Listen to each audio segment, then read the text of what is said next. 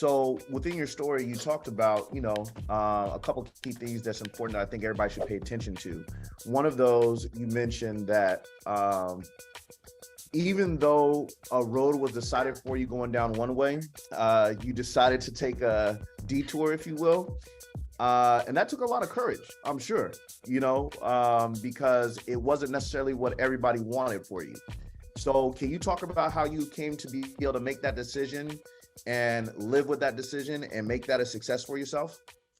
Yeah, and you know what? When I did make that decision, I didn't think that I was being brave. I didn't think that I was having courage. Interesting. Um, I thought that it was more of a I can't do this. And but when I think about it now, I appreciate you having that spin on it of um being true to myself. And I found myself in those same type of situations, not same situations, but where I have to know what is right for Ameerah, and feeling good about it. Like how I know I'm making the right decision, I feel at peace. So yeah, I'll say in that moment, it didn't feel like courage. It felt like Mm-hmm. this is what I have to do. But now I appreciate that. You gave me a new Yeah, no perspective problem. of looking at that. No problem. Well, let's think about it this way. There are a ton of people in a job, in a business, or in a circumstance where they feel like they can't do it no more, but they haven't mustered the strength to make the detour to get out of it. Yeah. You did. And I think that's very key to your success up to this point. But another thing that you brought up is you talked about uh go to where the opportunities are for your career. Can you expound on that a little bit more? Like, so does that mean you always knew you were going to go to the Bay Area, No, or I yeah? had So no go, idea please. where I was going to go. I had no idea. Okay, okay. Go ahead and um, talk about that a little bit more, please. yeah. So I've always been into like doing research of where could I go, and I've always like had this interest to trying something new, being in a new place. Um, Hmm. and it just so happened that the Bay Area was where my family was, and it seemed like the best move if I'm gonna go to a new space, because I had never like lived here. I've come for the summer, but I never lived here. And straight out of college, um, I was really trying to find like where do I start? How do I get my foot in the door? Like when I was in Atlanta back then, it was like CDC. Oh, you're into public health. Oh, apply to work at the CDC. Apply to work at the CDC.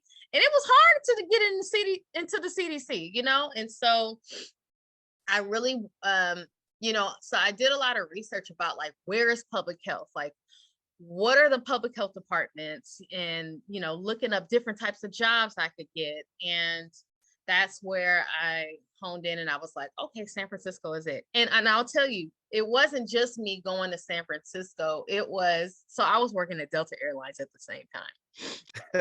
And Okay, okay. um I was like, I've always been kind of like, especially then, I was like holding down two jobs at the same time. Yeah. I need to be somewhere where I can still work for Delta and get some flight benefits. So they also had an opening at the San Francisco office. So it was the perfect timing. And I took that leap. And the other thing that I did was I had my grandfather, I think he was like 89 at the time. My grandfather was Mhm. living by himself, and I called him. I said, I'm moving in with you. So I also leveraged my resources being in the Bay Yeah, Area, because, as you know, it is expensive out here. So absolutely. it was just like the perfect opportunity. Um, and not being afraid. One thing my mom did tell me is like, you were actually kind of brave to leave Georgia. That's all you knew. And Hmm. be in California and start your career. Hmm. But there was excitement with that. Yeah, And yeah. So yeah, that's how I came to come to California, and I stayed. Got you, got you. And funny thing about the CDC. So I went to school in South Carolina and Arkansas, and you are absolutely correct. Most of the ladies that I knew that majored in biology talked about the CDC jobs. It was just a thing, you know. So you're absolutely correct with that. So that's hilarious. So okay, so you ended up having a job in oncology, hematology, and things of that nature. Now, how did that birth you into coming into a no pun intended, coming into your own consulting agency or your consulting business? Like, so you're in the Yes. field. What made you come up with your own consulting business? Because I Yes. heard you mention a couple of scenarios in the industry that I didn't even think about. Like, it didn't even dawn on me that that could be a possibility of what's going on. So can Yeah. you talk about what provided the need for you to open up a consulting agency? Yes. So what I have found working in organizations is that you could have a great role. You know, you could have a role that you feel like this is why I was born. But Mhm. when there is always a limit and there's always a box that you are in, Yep. um, when you are working for an organization. And and especially when I started to move into really understanding how racism has a direct impact into our outcomes. And how do you Can you undo that? can you expound on that just a little bit? Because I don't think people um would even fathom how racism could play a role in giving birth, Oh, yeah. because there's some people that'll say things like, I've never experienced racism, no white person Yes. has ever called me, so please Yes. go, like, dive into that just a little bit. I know you're going wrong route, but real quick, pit stop. Yes. So I think when we think of racism, we think about those things that are like in your face, explicit, Hmm. folks Hmm. in white hoods and calling Come on. folks, Yep. in word. But when we Yep. racism is, I'm not going to say it's subtle, because but it can be very covert. So there's overt and then Yeah. there's covert. And when we Correct. talk about policies, so when we talk about even like redlining and talk about how Black folk live in certain cities, we can even talk about San Francisco, Yeah, where absolutely. folks are living where there was a former shipyard and how that was Hmm. intentional. And when you are Hmm. living, this environmental racism is what I'm talking about now. When you're living in an area that is toxic, think about Flint. Think about like Hmm. there are different areas. Think about Jackson, Jackson, Mississippi. Mississippi, exactly, Yep. Yep. where there are decisions that are made with intention, to Hmm. put poor or Black and brown folk into a certain community, that is environmentally toxic. And then when we come up with water that's toxic, and we have outcomes that are directly tied to polluted, environmentally toxic water, we're talking about being exposed to environmental toxins from a shipyard, from nuclear weapons, from all these different things, that even living close to railways, living close to, like in Contra Costa, folks are living um, close to refineries. And what that does to asthma rates, what that does to when you are pregnant and you are inhaling certain things, um, what that does to your body and what that can do for generations. So that's one example of me talking about how racism has an impact on our health outcomes. And then when we talk about the interpersonal experiences of when Black women go into hospitals and are treated a certain way, are not listened to, are not heard. Um, there was a Oh, so I apologize for interrupting, but I think people downplay this part so much, and they don't know the history behind this.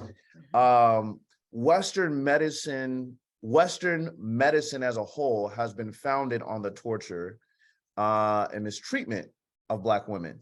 Yes. And so when you have people finding medicine and thinking that Black women are creatures, not humans, so they don't need anesthesia, so they're performing operations on them while they're alive. And what the wording was, they could take it. Mm-hmm. They could take the pain. It's totally fine. So that same overtone has been passed down. Yes. And people have no idea where that stems from. And so you'll find a good person that has very, very racist practices and have no idea, because that history doesn't affect them. They're just perpetuating it. So and there is like research. So when we think about research and medical journals, I mean, these folks were like honored in the medical American Medical Association. So their research that Black people don't feel pain as much is the reason why there are institutional practices in which pain is not heard by Black women. And there is a consciousness that there's this belief that if we, when we're saying something, this doesn't feel right, it is downplayed, because that's the research that it's founded on. And the dehumanizing of us as well. Yeah. And so, and we see it in so many examples in this country of, even in our judicial system, we see it. We see when folks say, I'm in pain, I can't breathe, all these different things where we are not heard. Didn't even connect the dots. Wow. Exactly. And so this is the DNA of this country, right? And so my work, and like I said, I work for an institution, and many folks, no matter what institution you work for, they can say, oh, we're all about equity. But when you have to turn the mirror around and look at your policies, your practices, who gets promoted, who gets fired, what outcomes, where you're putting funding, all these different things.